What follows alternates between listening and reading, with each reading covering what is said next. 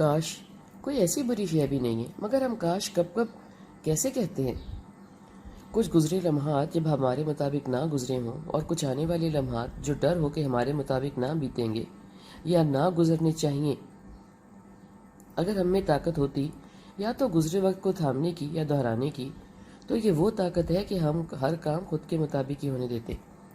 کاش کی سوچ مخلوق ہونے کی دلیل ہے، جو وقت کو چلاتا، تھماتا اور گھماتا ہے۔ اس کو تو اس لفظ سے کوئی سروکار نہیں۔ گزرے وقت کو عبرت کے طور پر یاد رکھنا تو ٹھیک ہے تاکہ ترقی ہو سکے، مگر اس لکیر کو پیٹتے رہنا جہاں سے سانپ نکل گیا ہو، اتنا زیان ہے کہ زندگی کا یہ رونے والا اس سے واقف ہی نہیں۔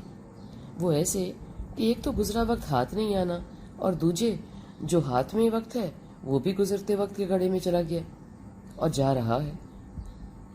غم کو دہرانے سے غم تازہ ہوتا ہے اور تازہ رہتا ہے۔ غم غلط ہے، غم غلط کرنا تو بھی بار بار نہ دہرائیں، اس سے بھی بات پکی ہوتی ہے، وگرنہ زندگی کے نقصان کا اندازہ بھی نہیں لگایا جا سکتا، نہ ہی کاش کی کردان کا۔ کاش میں ڈاکٹر ہوتا، کاش میں امیر ہوتا، کاش میں لڑکا ہوتا تو میری ماں نہ رولتی، کاش میں خود کی قسمت لکھتا، کاش میرا باپ میرے لیے بہت نام کما کے جاتا، یہاں تک کہ کاش میں اکیلی اولاد ہوتا اور ہم 4 بھائیوں کا جو ہے وہ سب میرا ہوتا، کاش میں فلموں کا ہیرو ہوتا۔ کاش کی تو اتنی لمبی گردان ہے کہ زبان کہاں رکے معلوم ہی نہیں۔ خیر ہے، اگر میں غلط کام کرنے نہ چل پڑوں، جیسا کہ غلط طریقے سے کمانا، بھائیوں کو نقصان پہنچانا، ان کے کاروبار میں آگ لگانا، برا چاہنا، حالانکہ ہمارے چاہنے سے ہونا کچھ نہیں، کہیں جانے انجانے میں ہم کو معلوم ہے سب، لیکن کاش اور مگر کی گردان اس سمجھ کو پیٹھ پیچھے ڈالے رکھتی ہے، جو ہمارا ہے جتنا ہے اور جب تک ہے، نہ ہی کوئی اسے لے سکتا ہے اگر اوپر والا چاہے تو، اور نہ ہی کوئی دے سکتا ہے اگر وہ نہ چاہے تو۔ پر یہ سمجھ کیوں نہیں آتی؟ اسی اگر مگر کاش کی وجہ سے۔ کاش یہ توفیق مانگنے والا کاش ہے۔ اس کاش کا ایک بہت اچھا اور مثبت استعمال بھی ہو سکتا ہے، ذرا ہٹ کے۔ اس کے لیے نہ دہرائی کی ضرورت ہے، نہ یاد دہانی کی، کرنے کی ضرورت ہے۔ جب چل پڑے تو یہاں بھی شب و روز آٹو پہ لگ جائیں گے۔ کہہ لے ایک مرتبہ کاش مثبت دھڑکن کے ساتھ، وہ جس کی دلوں پر حکمرانی ہے، جو دلوں کے حال احوال میرے خود کے جاننے سے پہلے جانتا ہے، وہی برکت ڈالے گا۔ جملہ پورا نہ بھی کریں تو کام ویسے ہی کرنا شروع کرتے ہیں جیسا کہ کرنے کا حق ہے۔ اللہ کی راہ میں خرچ کریں، کسی کو دکھ نہ دیں، کسی کا گھاٹا نہ مانگیں، لوگوں کی جانب رشک کی نگاہ تو اٹھے، حسد کی نہ اٹھے۔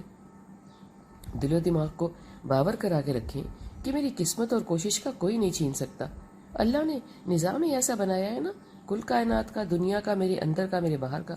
ہم جان نہیں پاتے کہ مجھے کہاں تک کا حصہ دیا گیا ہے۔ ہم کہتے ہیں میں یہ گھر مکمل کر لوں، یہ کتاب مکمل کر لوں، ساری اولاد کو سیٹ کر لوں۔ بھلا کیوں؟ مکمل کیا؟ مکمل کا کیا مطلب ہے؟ مکمل اتنا ہی ہے جتنا میں لکھوا کر آیا ہوں، بھلے ایک اینٹ رکھنی ہو، بھلے حاملہ بیوی کو چھوڑ کے ہی جانا ہو۔ ایک اور جملہ عام ہے، فلاں کاروبار توڑ نہیں چڑھا سکا، فلاں کے بچے چھوٹے رہ گئے، ان کا کیا ہوگا، فلاں کے بوڑھے ماں باپ کا کوئی سہارا نہیں بنا، وہ جلدی چلا گیا۔ یہ سب کیا باتیں ہیں معلوم نہیں، کبھی سمجھ آئی نہیں آتی بھی کیسے؟ میں تو یہ سمجھا کہ سارا نظام اور ساری دنیا میرے ہاتھ میں ہے، جیسے جیسے سوچوں گا یا چاہوں گا ہونے لگے گا۔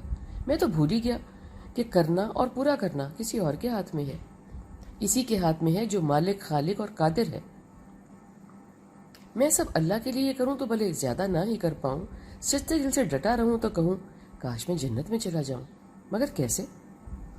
ان سب کی تو یہی لکھی تھی نا جتنی تھی، آپ اس میں حصہ ڈالیں، اس کا حصہ بنیں۔ اب آپ کے جنت کمانے کا وقت ہے، جتنا کما سکیں گے، زیادہ اور کم کچھ بھی نہیں ہوتا نا، استطاعت جتنی ملی ہو جنت خری۔